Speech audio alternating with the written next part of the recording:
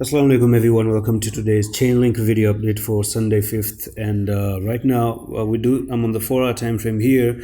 Now we do see some green pumps with Chainlink, which we really see, and it's been a long time that Chainlink has been sleeping. And I think it's a sleeping giant. Okay, I do think it's a sleeping giant. I do think it's an amazing blueprint chip. Potentially, to me, I always say this, Chainlink looks like the next Ethereum in the next coming few years, maybe, probably. But right now, what Chainlink is really doing is, just making sideways movement ever since this downtrend happened, and you're just moving sideways. You're trying to coil up to move to the upside, okay? The second thing that I want to talk about is that, sometimes when you trade, you really want to ask yourself, what are we doing? Why are we getting, you don't want to jump into sudden green pumps. You don't want to see green pumps and then jump into the coin all of a sudden. That's actually like a fishing that these whales actually do. They actually pump to the upside and then they try to get retail investors' attention, basically free attention, and then drop them to the downside, and that's going to be a very bad situation for you. Now, first of all, I do see some potential double bottom here, okay? Some little bit of a W, a small W right there. And the lowest you could actually come here, you can see the intention of Chainlink is to come a little bit down and hold retest at the 7.15. And, from there, the technical target out of this double bottom takes you from there to there.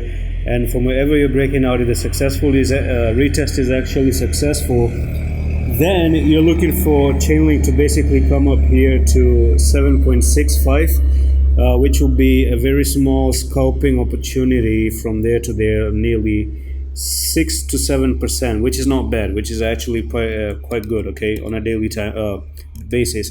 Now, that's not all. The main thing that I want to talk about, the big fish, the big trade that I want to talk about, is you have a left shoulder, a head here, and you have the right shoulder, and that's a very bullish pattern known as inverse head and shoulder. But the problem is that you still have a neckline that you really have to break out of. So if this is your neckline, if this is meant to be a neckline, because if I turn on the line graph here, this is where you're finding resistance probably. So what I'm going to do is actually drop down the resistance points just like that, and I'm going to bring in the candles once again. So what I want to see is that since you have this one resistance, second, third, fourth, and now you're finding the fifth resistance, it's really important for Chainlink to cross it with a big volume, go to the 7.9, come back for the retest, hold the retest, and the next technical target is going to be from there to there. You're looking for Chainlink to basically have a push to the upside to the $9.17, and that would be amazing entry if it comes to the 7.44. You're looking for 22% uprise for Chainlink as well. So it's all about breaking the neckline and holding the retest. Do not break with the trade without confirmation. Not a financial advice, but this is how I will be trading it. For example, I'm just going to show you GRT, which I'm actually trading right now. So what you're looking at GRT is the same thing, okay? You do have the inverse head and shoulder. It broke to the upside. Come for the retest here. You take the retest.